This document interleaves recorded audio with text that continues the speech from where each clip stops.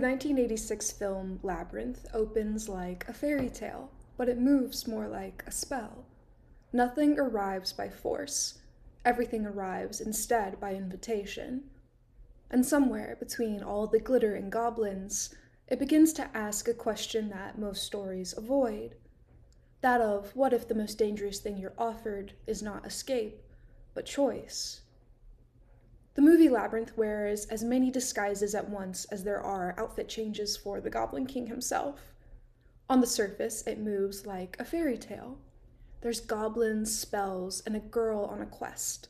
But it unfolds with the strange elasticity of a dream, where logic bends and meaning arrives upside down and sideways. It is, unmistakably, a coming-of-age story, though not the triumphant kind. Growing up here is tentative, negotiated, and filled with hesitations. At the same time, the film operates as a psychological allegory, mapping the interior landscape of desire, resentment, and longing onto a physical maze that resists straight lines and easy exits.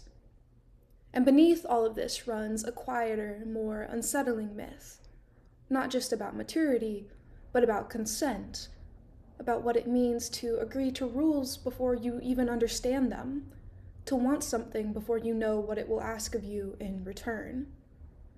At its core, the movie Labyrinth is about learning the difference between wanting power and accepting responsibility that comes with it, and about how fantasy offers control without consequence until it doesn't.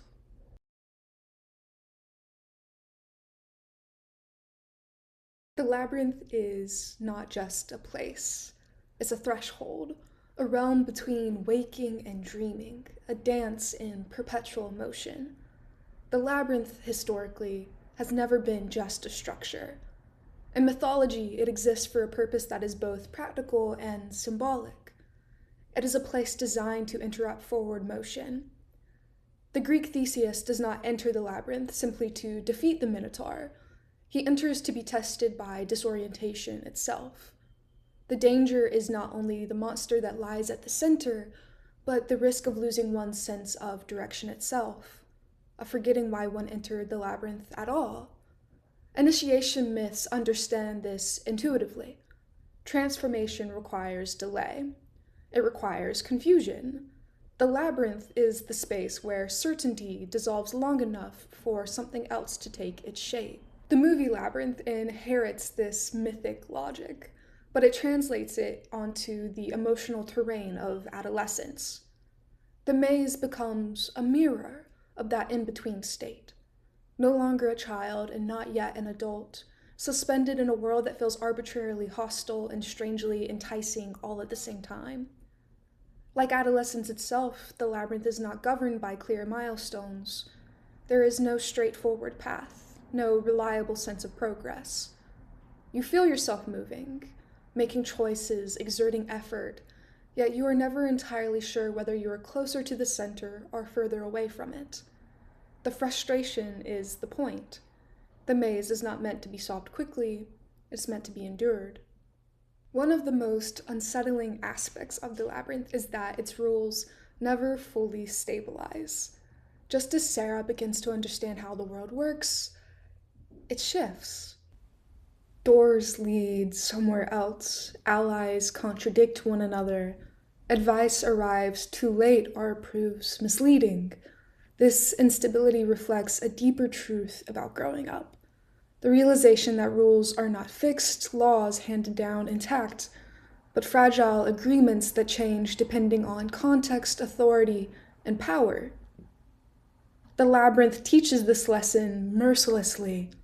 Trust is provisional, knowledge expires, and mastery is temporary. Time, too, behaves strangely inside the labyrinth. It does not move forward in a clean, measurable way. It stretches, stalls, and loops back in upon itself. Moments feel endless, then disappear without warning. Deadlines loom, but their consequences remain abstract until suddenly they are not. This disorientation mirrors the way time is experienced during adolescence. when urgency and timelessness coexist together, when everything feels like it matters forever, and yet nothing fully feels real yet. In the Labyrinth, time is not a neutral backdrop. It is an active pressure, quietly reminding our protagonist Sarah that delay has a cost, even when the cost is not yet visible. Taken together, these elements reveal what the Labyrinth truly is. Not a punishment, not a trap, but a threshold. A space designed to hold someone long enough for desire, fear, and responsibility to collide. You are not meant to remain there forever, but you are not meant to pass through unchanged either. The Labyrinth exists to delay adulthood, not to prevent it, but to seduce Sarah into staying. Liminal spaces are designed to unsettle. In rites of passage, they mark the interval between what someone was and what they have not yet become, a period where identity loosens and certainty is intentionally withdrawn. The initiate is removed from familiar structures, placed into a state of ambiguity, and asked to endure confusion without resolution. The movie Labyrinth understands this intuitively. Sarah is not simply traveling through a maze, she is suspended inside a liminal state where the old rules no longer apply, but the new ones have not yet fully arrived. Nothing here offers permanence. Alliances shift and authority is unstable. Even Sarah's sense of self feels provisional, as though she is trying on different versions of maturity without committing to any of them. The Labyrinth holds her in this in-between condition, long enough for desire to sharpen and responsibility to begin to feel real.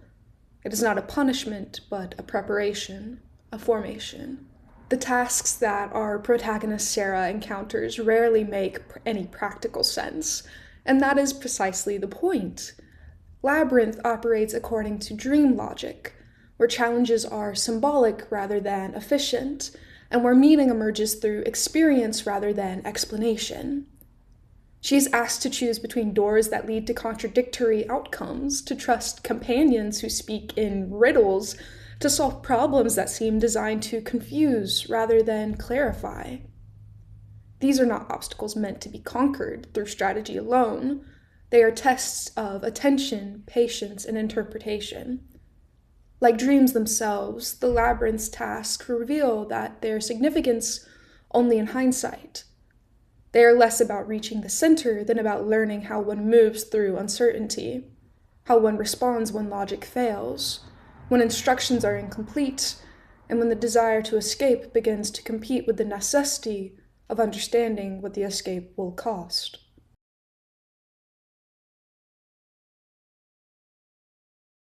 Sarah Williams, the Labyrinth's eventual champion and our heroine, enters the story already half elsewhere. She is wrapped in fantasy, not as an escape so much as a second skin. Books, costumes, memorized lines, all forming a world where coherent than the one she is being asked to inhabit. She rehearses adulthood the way an actor rehearses for a role, modeling herself after her absent actress mother, reciting stories before she understands what it would mean to ever live inside of them. There is something almost otherworldly about her, not because she is naive, but because she exists in that fragile interval where imagination still feels like a form of agency. This in-between state, that twilight zone between childhood and adulthood, is its own kind of labyrinth. Sarah performs maturity without yet carrying its weight. She wants the pleasures of fantasy without the obligation of care, resents responsibility without fully grasping what responsibility would cost her, and longs for the clean coherence of stories where problems are symbolic and endings arrive on time. Her devotion to her play, The Labyrinth, is not accidental. It is a map for a life where she wishes she could remain governed by narrative rather than consequence. And yet, Sarah is not wrong. She's just early. Her desire for escape is not moral failure, but developmental truth. She stands at that edge of the world, just beginning to sense its demands, and instinctively reaches for the structures that still offer her safety. scripts and rituals and imagined kingdoms where power feels elegant and reversible. The film does not punish her for this longing. It allows her to carry it with her, so long as she learns, albeit slowly and painfully, that fantasy can accompany adulthood, but it cannot ever replace it.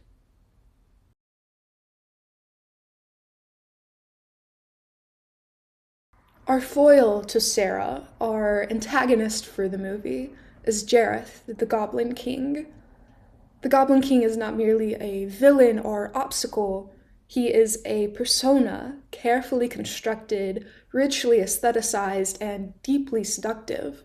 He moves through the film with the confidence of someone who believes the world exists to be arranged around him, his authority expressed not through force but through performance. This is glam power, theatrical and elegant and deliberately exaggerated, yet all the more compelling for it. Jareth's masculinity is stylized rather than naturalized. Leather and velvet, exaggerated hair, and deliberate gestures transform authority into a spectacle. He does not embody brute dominance so much as invitation, power that asks to be admired, desired, and chosen. This is what makes him so unsettling. Jareth does not coerce Sarah. He never needs to. Instead, he offers her a fantasy of power without accountability, a world where desire appears consequence-free and control is disguised as care. Every bargain he proposes is framed as generosity. Every rule is aestheticized until it feels optional. The film is very careful here. Jareth's power operates almost entirely through illusion, through shifting rooms, altered perceptions, seductive promises that never quite reveal their cost. His charisma does the work violence might otherwise perform. He sings and dances. He stages himself as this spectacle. Masculinity in Jareth's hands becomes an aesthetic performance rather than an ethical position. Authority is something to be worn, like clothing, not earned. Dominance something to be admired, not questioned. This is where Jareth aligns so closely with David Bowie's broader body of work, particularly his glam-era explorations of androgyny and persona. Like Ziggy Stardust or the Thin White Duke, Jareth is a figure who exposes the constructed nature of power by leaning fully into its artifice. He is not less artificial than other authority figures, only more honest about the performance he's playing. Jareth's androgyny softens his threat without diminishing it, allowing desire to function as a conduit for control. What Labyrinth understands with remarkable clarity is that power rarely arrives looking monstrous. More often, it arrives looking beautiful. Jareth's invitation is dangerous precisely because it feels chosen. He offers Sarah the illusion of autonomy while quietly retaining control over the terms of agreement. And in doing so, he reveals a deeper truth about the film that will ultimately force her to confront. That power, which presents itself as desire, still binds, still shapes, and still asks something in return.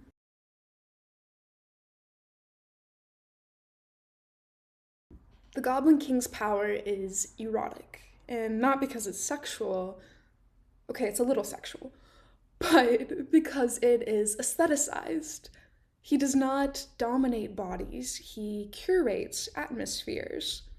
His authority is felt through mood, music, through spectacle that softens resistance before it ever has the chance to form. Charisma becomes his primary instrument for control. It's not loud or aggressive, but carefully modulated, intimate, and almost tender. Jareth knows that desire does more work than force ever could. What makes the Goblin King especially dangerous is that he does not ever rush. He does not touch Sarah without consent. He does not corner her or threaten her outright. Every interaction is framed as an offer. Every rule is disguised as courtesy. He says, "I can give you what you want," he implies, "if you simply agree." The seduction unfolds through gifts, beautiful rooms, elegant gestures, promises of relief from responsibility. Desire is awakened long before danger becomes visible, and by the time the cost appears, the longing has already taken root. This is power that invites rather than coerces, and that invitation is precisely what makes it feel romantic. Jareth offers Sarah a fantasy in which she is chosen rather than obligated, admired rather than accountable. He presents authority not as something that demands sacrifice, but as something that confers exemption. In his world, responsibility dissolves into spectacle, consequences delayed indefinitely. Control looks like care. What Jareth ultimately represents is a form of power that feels benevolent because it removes burden from the person who wants it. It allows desire to remain innocent by outsourcing responsibility elsewhere, onto rules that seem flexible, structures that promise to hold everything together for you. The fantasy is not simply of escape, but of being spared, of being relieved from that work of becoming that is so characteristic of adolescence. And this is why the temptation is so difficult to refuse. Jareth does not ask Sarah to give anything up directly. He asks her to stop asking questions, to stay a little longer, to let someone else manage the weight of the world. The danger is not that she will lose herself all at once, but that she will drift, comfortably and beautifully, into a version of power that no longer belongs to her.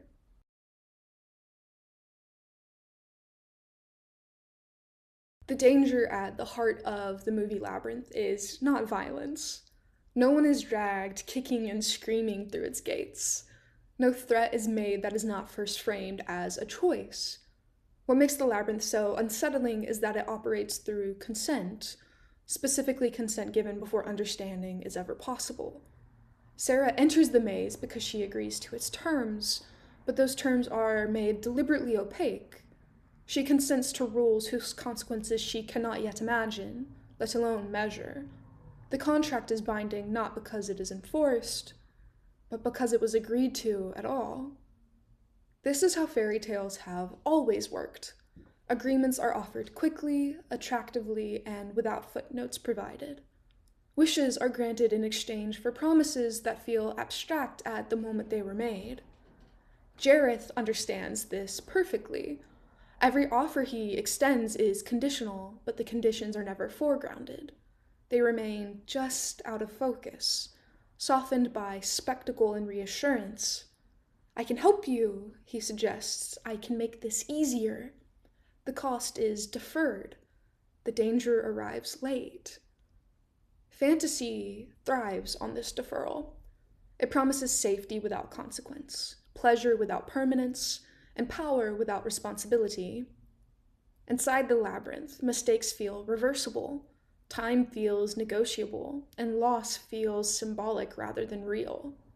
This is precisely why the maze is so seductive, not because it is cruel, but it is kind in the wrong way. It cushions Sarah from immediacy, from accountability, from the weight of irreversible choice. What Labyrinth ultimately reveals is that consent without comprehension is not freedom, it is vulnerability. Desire moves faster than wisdom ever could. Wanting arrives before knowing how to carry what is wanted. The labyrinth exists within that gap. It is what happens when longing outruns understanding, when the wish is spoken before its echo can be heard. And the task Sarah is given is not to refuse desire entirely, but to learn how to shape it clearly enough to choose differently. The labyrinth does not punish Sarah for her wanting. It simply insists that wanting comes with a cost, and that cost must be faced, not in an aestheticized way.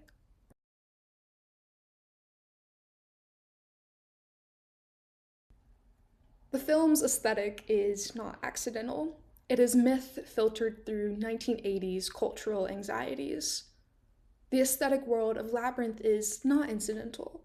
It is not simply a product of its decade, nor a charming artifact of limited technology and practical effects.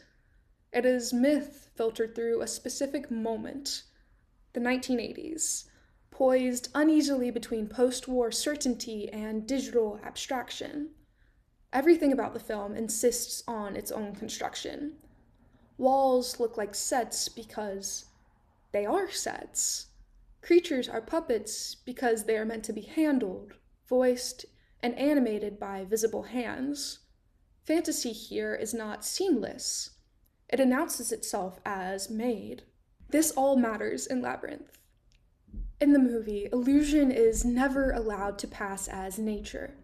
The goblins are exaggerated, their movements are slightly off, and their expressions visibly crafted. The environments feel theatrical rather than immersive, as though the film is constantly reminding the viewer that this world exists because someone built it, arranged it, and staged it. This aligns closely with Jim Henson's philosophy, that imagination is not something we escape into, but something we actively participate in. Puppets, for Henson, were never meant to deceive. They were meant to teach us how fantasy works, through labor, collaboration, and visible artifice. In contrast to many modern fantasy films, which often aim for total immersion and photorealistic coherence, Labyrinth resists disappearance. Contemporary fantasy frequently seeks to erase that boundary between the real and the imagined, inviting the viewer to forget the mechanisms that sustain that illusion. Labyrinth does the opposite. It foregrounds these mechanisms. The seams of the cloth are visible. The magic is imperfect. And because of this, the fantasy feels less like an alternate reality and more like a constructed argument. This is pre-digital myth-making, where spectacle functions not as escape, but as instruction. The artificiality teaches discernment. It trains the viewer, especially the child viewer, to recognize that fantasy is assembled, something that is provisional, and something that can be entered into and exited. This makes it safer for children, who are invited to engage imagination without surrendering entirely to it. For adults, however, the same artificiality can feel unsettling. The visible construction breaks the spell too cleanly. It forces recognition. Watching Labyrinth later in life, the puppets no longer feel whimsical. They feel exposed. The sets no longer feel magical. They feel staged. And in that exposure lies the discomfort. Adult viewers are reminded that fantasy has always been crafted by someone for some purpose, and that desire, too, is often shaped by spectacle rather than necessity. Labyrinth insists that fantasy is not neutral. It is built, it is offered, it carries intention. And by refusing to hide its own artifice, the film quietly asks its viewers, especially those no longer protected by childhood, to consider who benefits from the worlds they long to inhabit, and what they are being asked to give up in return.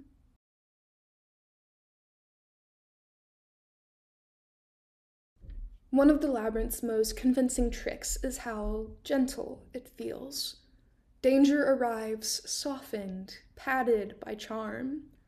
Threats are disguised as games, obstacles rendered whimsical, and fear diluted into something almost cute. There is always something happening, another riddle, another creature, another distraction, so that stillness never quite has time to settle. The Labyrinth keeps Sarah moving, not towards resolution, but away from reflection. It offers endless diversion as a substitute for understanding. Inside this world, consequences feel provisional. Mistakes can be undone, losses feel symbolic rather than permanent. Even time itself feels negotiable, stretching and folding in ways that delay urgency at the Goblin King's whims.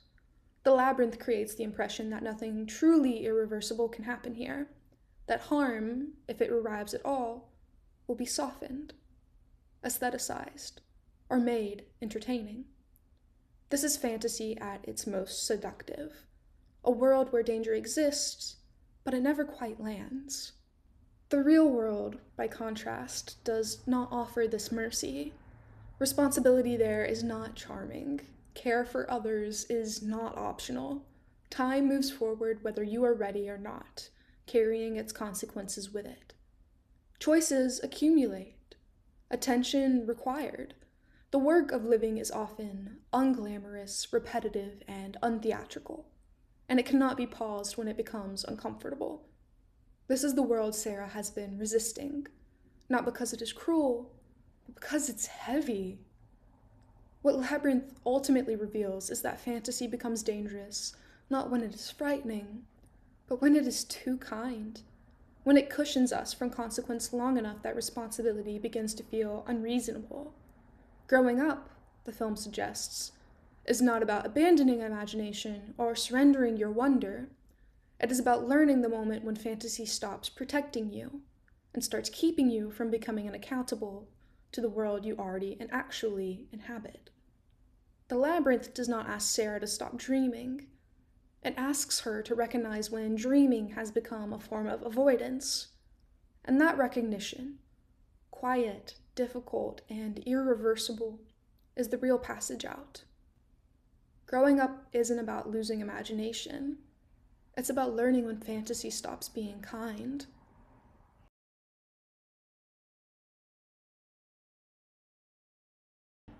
The resolution of Labyrinth is striking precisely because it refuses the logic the film has spent so long tempting us with. Sarah, our hero, does not defeat Jareth through force. There is no battle, no final test of strength, no proof of superiority. Instead, she stops. She looks at him, and she speaks the lines she has always tried to remember. You have no power over me.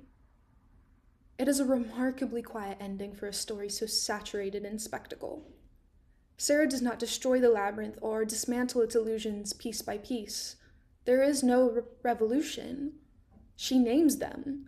She recognizes what Jareth has been offering her all along. Not protection, not the love he claims, not freedom, but deferral. A suspension of responsibility disguised as care. And once she sees this for what it is, the power the Goblin King holds over her simply dissolves. This moment draws from a deep mythic logic. In folklore and ritual, to name something is to take a hold of it, to grasp it. Spells break when their true nature is spoken aloud. Monsters lose their grip when their disguises fail. Knowledge in these stories is not abstract, it is operative. Truth does not merely inform, it transforms. Sarah's refusal works because it is grounded in recognition rather than rebellion. She does not reject Jareth out of anger, but out of clarity. What Labyrinth suggests here is subtle and important. Power does not always need to be overthrown. Sometimes it only needs to be understood. The Goblin King's authority depends on illusions, on spectacle, charm, on the careful blurring of desire and consequence. Once that illusion is named, it can no longer hold. His promises collapse under their own weight. The labyrinth, deprived of its own spell, loses coherence. This is disenchantment, not as loss, but as liberation. Sarah does not leave fantasy behind entirely. She reclaims authorship over it by speaking the truth aloud, that the Goblin King has no power over her. She redraws the boundary between imagination and reality, desire and obligation. The spell breaks not because the world becomes smaller, but because it becomes clearer. In the end, Sarah does not win by becoming stronger than Jareth. She wins by becoming less confused. And that distinction, quiet, unglamorous, and irreversible, is what allows her to walk out of the labyrinth without destroying it, carrying her imagination with her rather than being carried away by it. Sarah does not destroy fantasy, she contains it.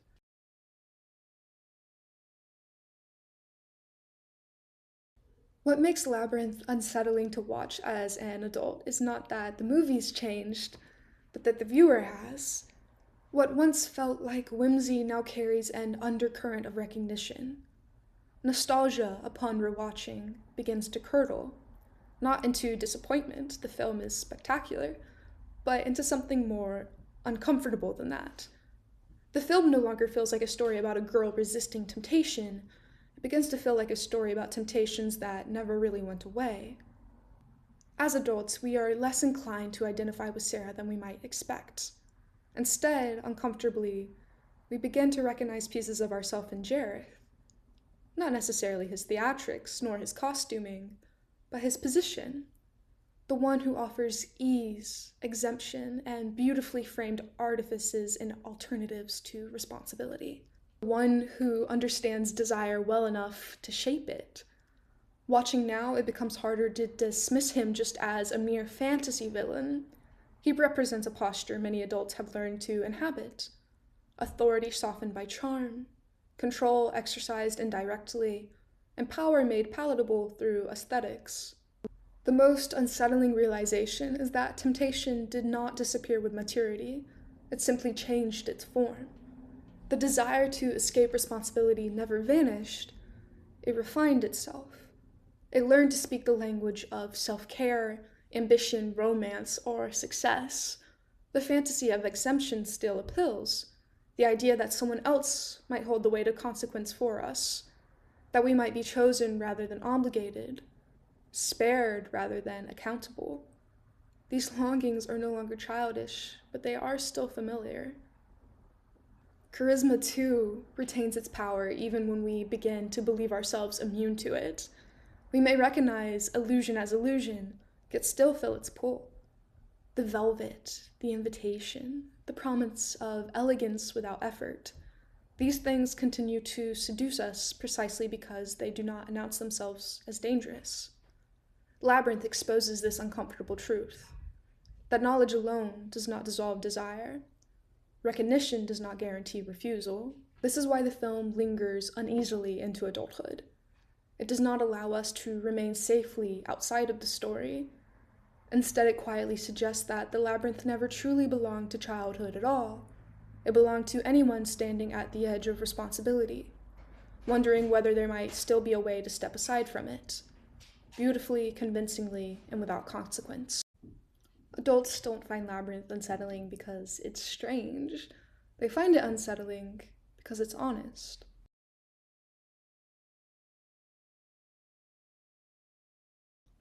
What Labyrinth ultimately teaches us about desire is not that it's dangerous, but that it is persuasive. The film continues to resonate because it understands something enduring about how wanting works. It rarely announces itself as a threat. It arrives as promise. Desire dresses itself in beauty, coherence, and relief.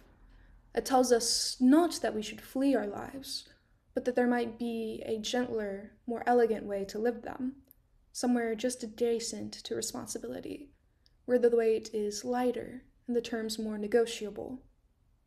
This is why Jareth remains compelling long after the spectacle fades. He does not represent chaos or cruelty, but a fantasy of order without effort. He offers certainty without labor, belonging without obligation, and power without the burden of care. His world is not frightening, it's alluring, and allure is always harder to refuse than danger. We are trained to recognize threats. We are far less practiced at resisting invitations that feel flattering, affirming, or romantic. The film's insights extend well beyond adolescence, though adolescence is where the lesson first takes hold.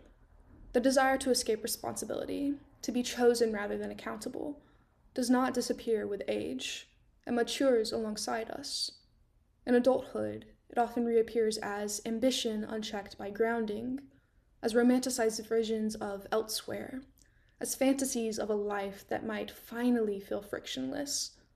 We begin to seek labyrinths of our own making, careers that promise meaning without cost, relationships that offer intensity without commitment, fantasies of reinvention that bypass the slow work of becoming. Modern fantasy culture amplifies these impulses. Immersive worlds, endless franchises, digital escapes all offer experiences that feel expansive while quietly postponing consequences. There's nothing inherently wrong with this, not in moderation. Imagination is not the enemy. But Labyrinth insists on a crucial distinction. Not everything that feels liberating actually frees you. Some fantasies do not expand your world, they shrink it, by keeping you suspended inside desire rather than moving you through it. The film endures because it does not ask us to renounce wanting. It asks us to look at it more closely, to notice where desire is opening something genuine, and when it is simply offering comfort in exchange for stillness. The labyrinth, after all, is not a place you fall into by accident. It is a place you enter into willingly, believing that, for a while, that wanting something badly enough might be the same thing as knowing where you're going. And that, perhaps, is the lesson that continues to echo. Desire can be a guide, but it cannot be trusted blindly. Beauty is not proof of goodness, and freedom, when it's real, rarely arrives without asking something difficult in return.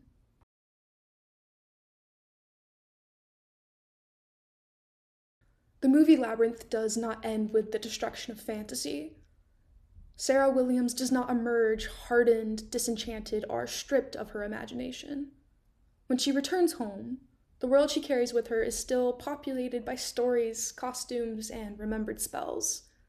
The creatures, her friends, reappear at her window not as rulers, but as her companions, invited in, not obeyed. Fantasy is not banished, but rather contained. What has changed is not Sarah's capacity to imagine, but her relationship to responsibility. She returns to a world that still demands care, attention, and time moving forward. The work she once resisted has not disappeared, but neither has her inner life. The film suggests that maturity is not the replacement of imagination with obligation, but the integration of the two. Fantasy becomes something that walks alongside responsibility rather than shielding us from it. This is the quiet wisdom at the heart of Labyrinth. It does not insist that we leave wonder behind in order to grow up. It asks us to recognize when wonder stops being kind, when it begins to ask for submission instead of play. Sarah keeps the labyrinth, not as a place she lives in, but as a place she can visit, she can invite, a source of creativity, not a structure of control. To grow up, the film suggests, is not to lose our labyrinths, but when to learn when to leave them, and to know that leaving, choosing the forward motion of time, consequence, and care, is not a failure of imagination, but its most responsible use. Labyrinth is not rejecting desire. It's about learning when desires and which desires will not take care of you in return.